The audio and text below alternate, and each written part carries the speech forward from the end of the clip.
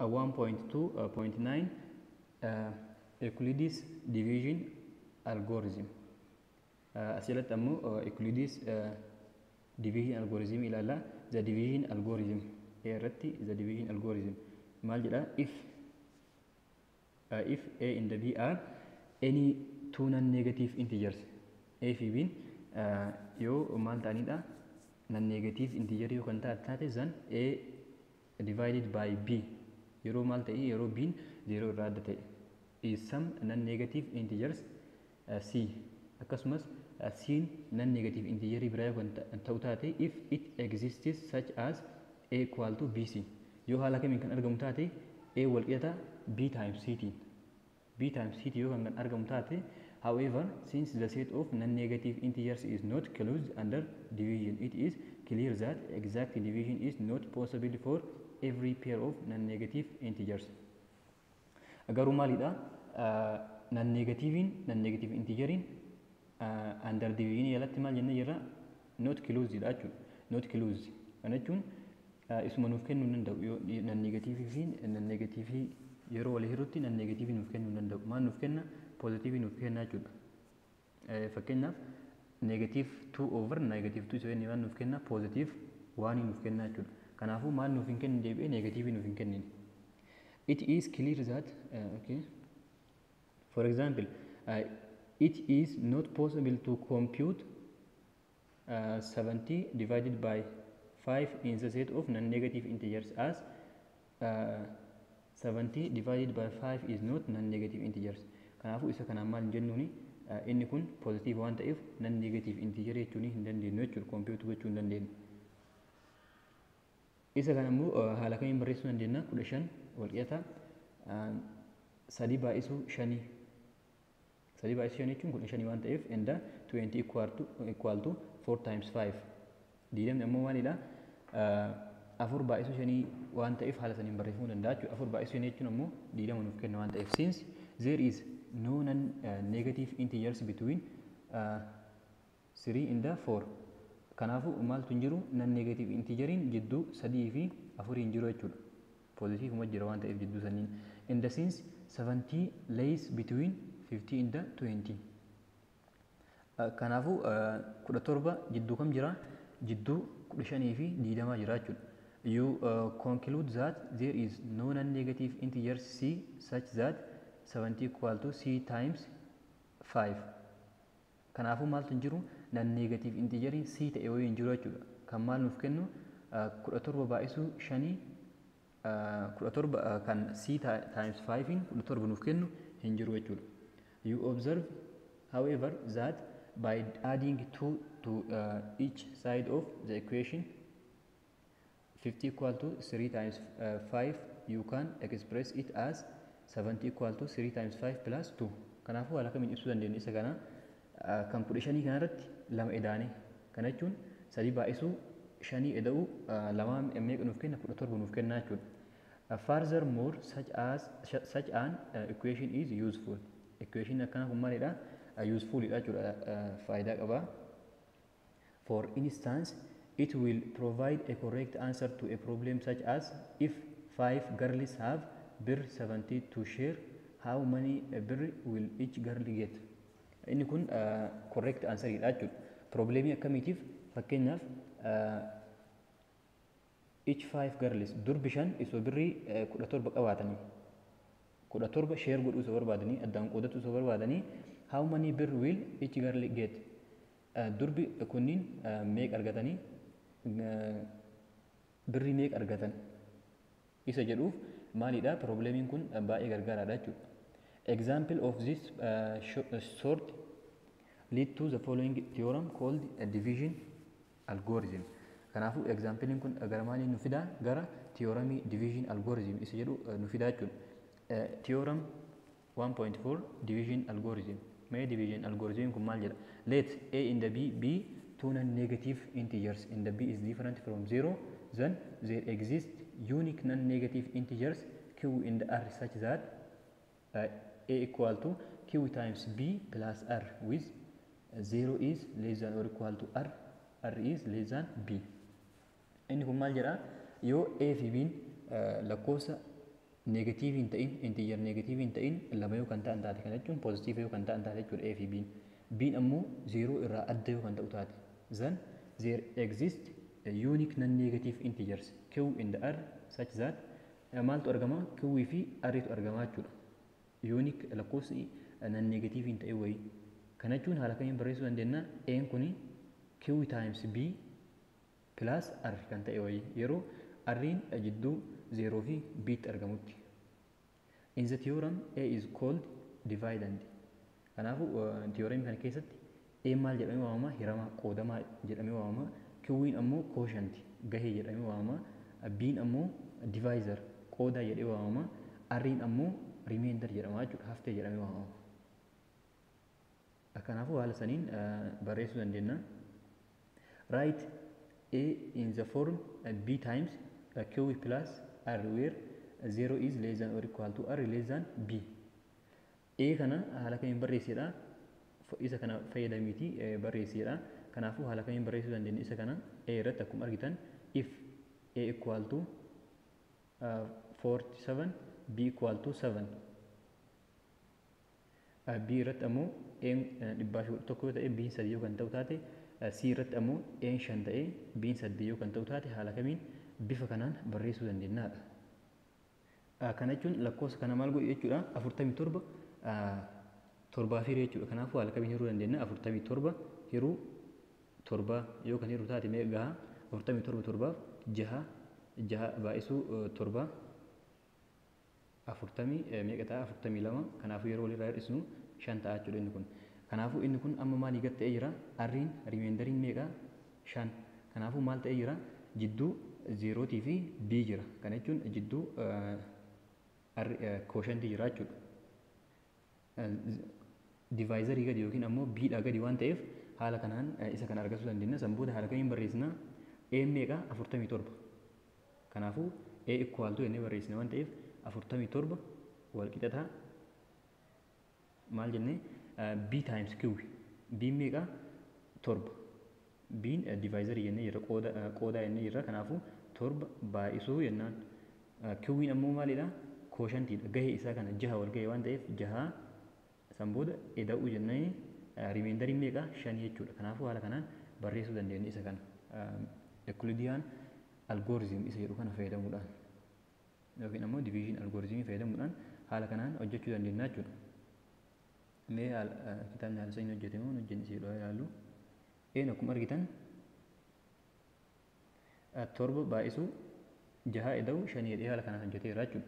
San booda ammas kanas B hojjechuudhaaf 111 kana 3 irraa 111 3 yeroo hirru haala kamiin irraa bifuma kana fayyadamuudhaan haaluma kanaan haaluma kitaabni hirre kanaan hirraa jechuudha.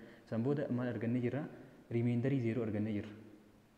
R'n 0 ta'ee jira jechuudha. San booda maal goona? Isa kana A'n meeqa? 111 waan ta'eef san booda maal jennaani? B times Q. B meeqa? Divisoriin 3dha. Quotientiin ammoo 37. Kanaafuu 3 baay'isuu 37 eda'uu 0. Meeqa nuuf kenna? Lakkoofsota kanneen kanas kan awwaala kanas kan jalqaba irratti arganne kana isa kana waliin baay'isnee isoo 5 irratti ilaalanii meeqa arganna? 47 arganna jechuudha. Baay'isanii ilaaluu dandeettan. 7 baay'isuu 6 meeqa ta'a? 42. 42 eda'uu 5 meeqa ta'a? 47 ta'a jechuudha. Kunis maal nuuf kenna? Deebi'eetuma kana nuuf kenna. San booda asii irratti ammoo asii irratti maal nuuf kennee jira? 5 fi 8 nuuf kenne. Kana jechuun 5 hiruu 8 jechuudha. 5 hiruu 8 ti. San booda maal goona? 5 hiruu 8 waan hin geenneef 0 jenneeni 0dha. San booda 0 times 8 0dha jechuudha. 5 irraa 0 jechuun 5 waan ta'eef kanaafuu amma maalidha asitti hafteen kennameeqa? Hafteen 5 B'n ammoo yookiin ammoo divisoriin meeqa? 5 quotientiin ammoo 0dha jechuudha. Haala kamiin barreessuu dandeenya? 5 waan ta'eef 5 wal qixataa B times Q. B meeqa? 8 qoodaan 8 baay'isuu quotientiin ammoo 0dha jechuudha. Eda'uu meeqa jennaan? Eda'uu R rimeendariiti. Rimeendariin R'dha waan ta'eef kanaafuu 5 san booda maal ta'a inni kun? Haala kanaan barreessuu dandeenya jechuudha. Maaliif inni kun haala kamiin wal qixxaa'uu danda'e? 8 baay'isuu 0 meeqa? 0dha. 0 eda'uu 5 shani mataa waan ta'eef shan wal qixa shaniiti jechuudha. Haala saniin barreessuu dandeenya isa kanas fayyadamuudhaan. Akkuma argaa jirtan haala saniin hojjetee jira jechuudha kitaabnis. B irratti ammoo the Euclidean algorithm isa jedhu ilaalla.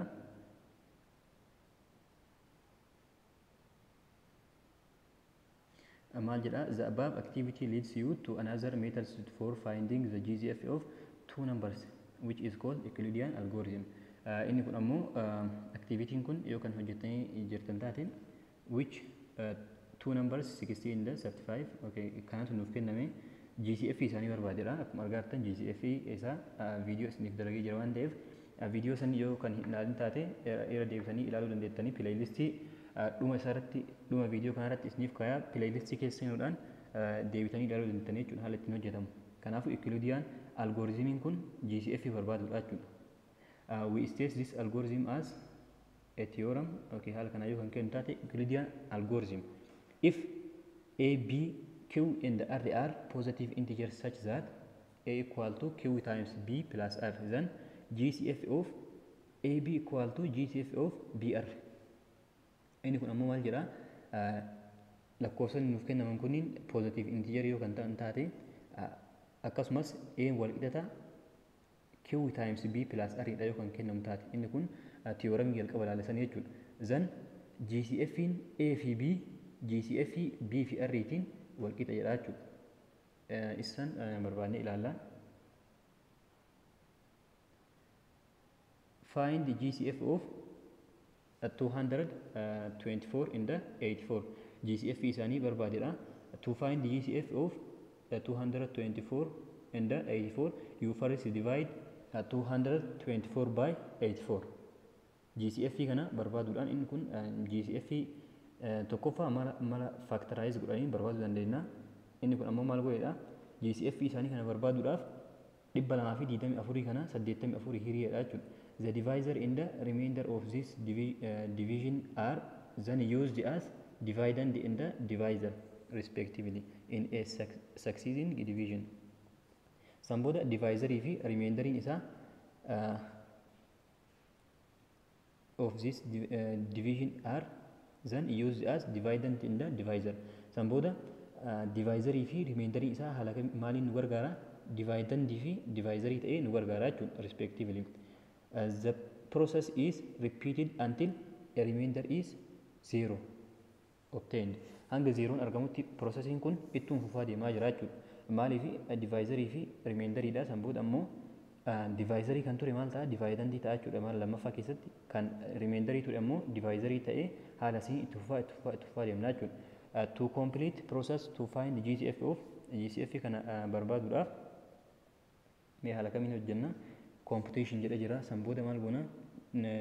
Isa kana 224 irra jennee jira. Yeroo hirruu lama arganne lama ammoo 84 yeroo baay'isnu 168 ta'a. Kanaafuu hafteen kenna yeroo walirraa hir'isnu 56 ta'a jechuudha.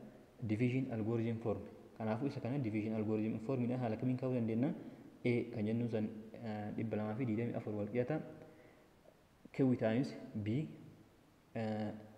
gahee baay'isuu qoodaatiin kun eda'u remainder jechuudha. Haala kanaan kan application of Euclidean algorithm.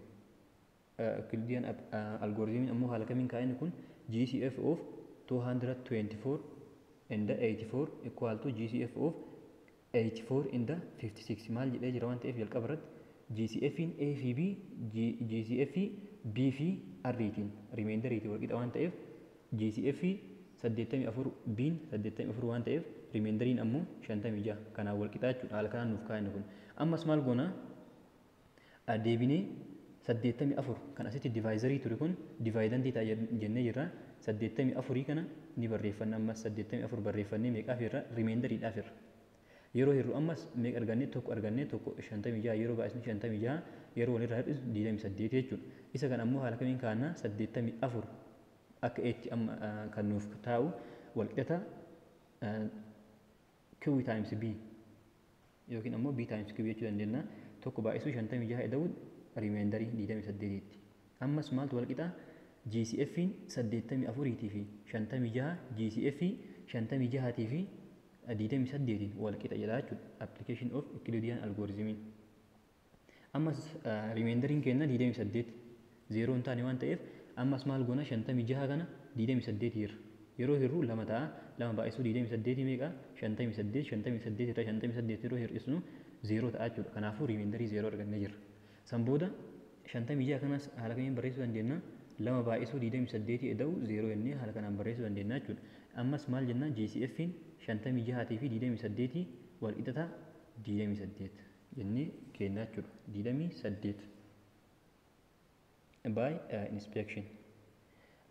Kanaafuu maal argannee jirra amma dhumarratti ergaa zeeroo argannee jennaan GCF'n lakkoofsota kanneen 56 fi 28 meeqa ta'a 28 ta'a jechuudha yeroo hojjennee ilaalutti. Kanaafuu 28 ta'a jechuudha.